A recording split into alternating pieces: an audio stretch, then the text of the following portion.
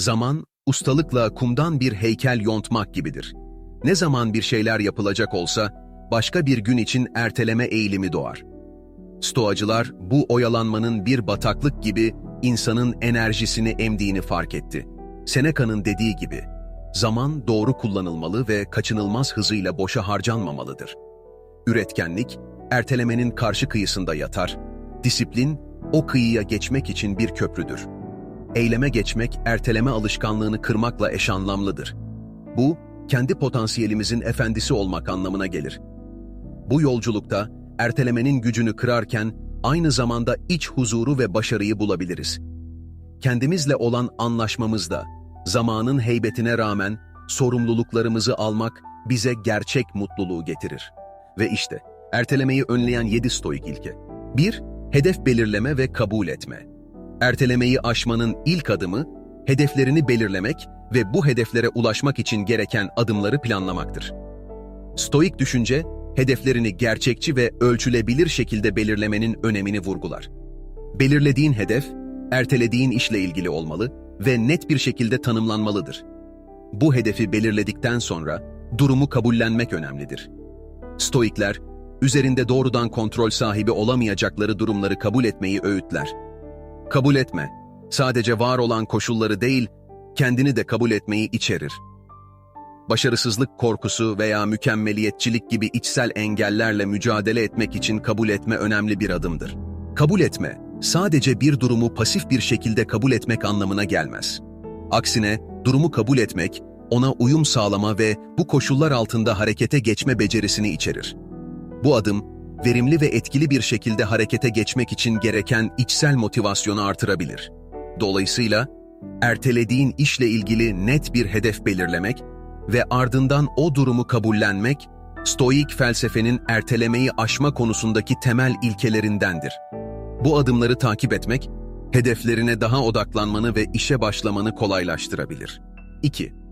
Başlangıç ve küçük adımlar. Erteleme genellikle büyük, korkutucu veya karmaşık görevlerle ilişkilendirilir. Bu durumu aşmanın etkili yollarından biri, büyük hedefleri küçük, yönetilebilir adımlara bölmektir.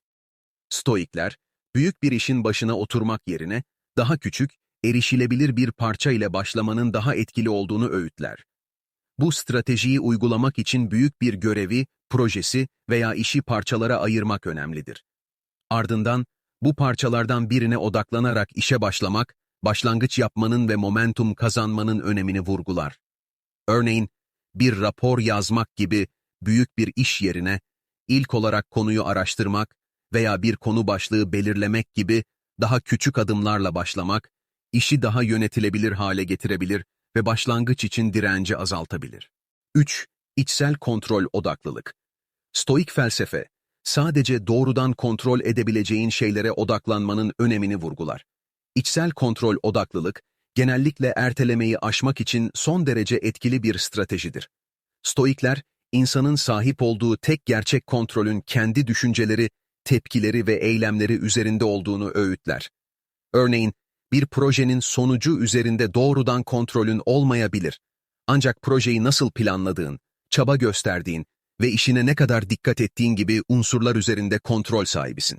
Bu yüzden, Stoik felsefe, içsel kontrol odaklılığı vurgulayarak, sana odaklanabileceğin noktaları hatırlatır ve bu noktalara odaklanarak ertelemeyi azaltmana yardımcı olabilir.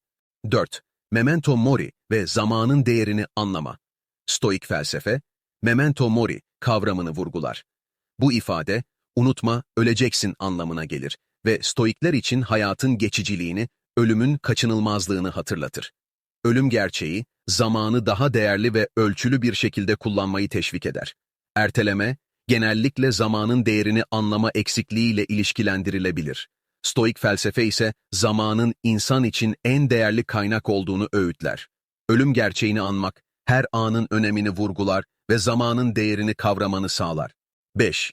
Zihinsel antrenman ve disiplin. Stoik felsefe, zihinsel dayanıklılığın ve disiplinin geliştirilmesinin önemini vurgular. Bu, ertelemeyi aşmada oldukça etkili bir stratejidir. Zihinsel antrenman, farkındalık meditasyonu, günlük düşünme pratiği veya Stoik felsefesinin prensiplerini günlük yaşamına entegre etmek gibi çeşitli şekillerde gerçekleştirilebilir. Bu antrenmanlar zihinsel disiplini artırabilir, duygusal tepkileri dengeleyebilir ve motive olmayı kolaylaştırabilir. Erteleme eğilimi, genellikle anlık zevklerin veya rahatlığın daha acil bir şekilde talep edilmesiyle ilgilidir. Zihinsel antrenman, bu tür duygusal tepkileri yönetmeyi öğretir ve ertelemeyi azaltmada yardımcı olabilir. Stoikler, kişisel iradeyi güçlendirmenin, istikrarlı ve odaklı bir şekilde hareket etmende kritik olduğunu öne sürer. 6. Hazırlıklı olma ve esneklik. Erteleme genellikle belirsizlikle ve korkuyla ilişkilendirilir. Stoik felsefe ise, bu belirsizliklerle baş etme ve olumsuz durumlarla esnek bir şekilde başa çıkma konusunda öğütler sunar. Hazırlıklı olmak, korkuları azaltabilir ve cesaretin artmasına yardımcı olabilir. Hazırlıklı olma, anlık endişelerin ve belirsizliklerin seni hedeflerinden uzaklaştırmasını önleyebilir. Esneklik, planların değişebileceğini ve her zaman mükemmel koşullar altında hareket etmeyeceğini kabul etmeyi içerir. Stoikler, planların değişebileceğini ve esnek olmanın hedeflere ulaşmada önemli olduğunu vurgular. Bu anlayış, ertelemeyi azaltabilir çünkü her şeyin mükemmel olması beklentisi yerine, esneklik ve uyum sağlama becerisi öne çıkar. 7. Değerler ve hedefler üzerine odaklanma. Stoik felsefe, kişisel değerlerin ve hedeflerin belirlenmesinin, yaşamda anlam ve motivasyon kaynağı olduğunu öğütler. Bu, ertelemeyi azaltmak ve odaklanmayı sağlamak için kritik bir adımdır. Örneğin, bir kişi için aile, öğrenme, dürüstlük gibi değerler önceliklidir. Bu değerler doğrultusunda hareket etmek, karar verme sürecini kolaylaştırabilir ve zamanın nasıl harcanacağını belirlerken odaklanmanı sağlar. Değerler ve hedefler belirlendikten sonra, Stoik felsefe insanlara bu değerler ve hedefler doğrultusunda yaşamayı ve hareket etmeyi öğütler. Bu da kişinin ertelemeyi azaltmak için daha net bir yol izlemesine yardımcı olabilir. Stoik felsefe, bu prensipleri ertelemeyi azaltmak için güçlü bir araç olabilir. Değerlerini ve hedeflerini belirlemek, zamanını daha bilinçli bir şekilde harcamana ve ertelemeyi azaltmana yardımcı olabilir. Bu sayede odaklanma yeteneğini artırabilir ve daha tutarlı bir şekilde hedeflerine ilerleyebilirsin. Buna benzer daha fazla video için abone olup, videoyu beğenmeyi unutmayın. Yarın görüşmek üzere. Hoşça kalın.